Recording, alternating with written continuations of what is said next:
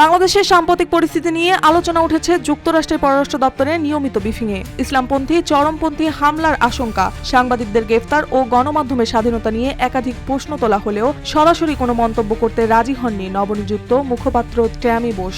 তবে তিনি কূটনৈতিক সমাধানের গুরুত্ব তুলে ধরে মানবাধিকার রক্ষায় যুক্তরাষ্ট্রের প্রতিশ্রুতি পূর্ণ ব্যক্ত করেন।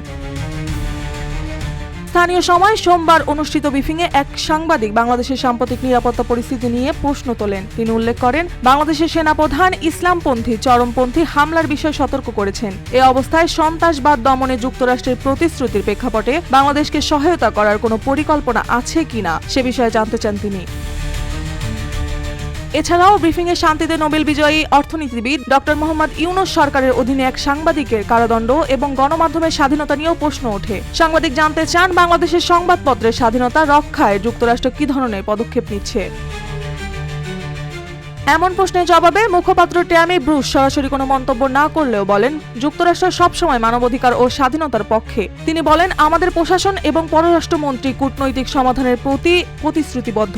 বিশ্বজুড়ে বন্ধু দেশগুলোর সঙ্গে আমাদের খোলামেলা আলোচনা হয় এবং আমরা প্রত্যাশা করি প্রতিটি দেশ মানবাধিকার এবং নাগরিকদের অধিকার রক্ষায় যথাযথ ভূমিকা রাখবে।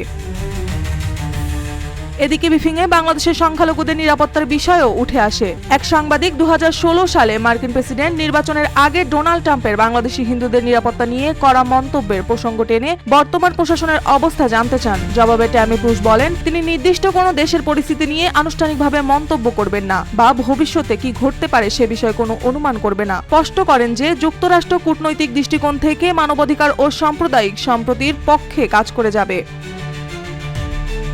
বিশ্লেষকদের মতে বাংলাদেশ নিয়ে যুক্তরাষ্ট্রের নীতিগত অবস্থান এখনও সমানভাবে কূটনৈতিক এবং মানবাধিকার কেন্দ্রিক। তবে দেশটির অভ্যন্তরীণ ইস্যুগুলো নিয়ে যুক্তরাষ্ট্র সরাসরি হস্তক্ষেপ করতে চাচ্ছেন না বলেই ইঙ্গিত মিলেছে।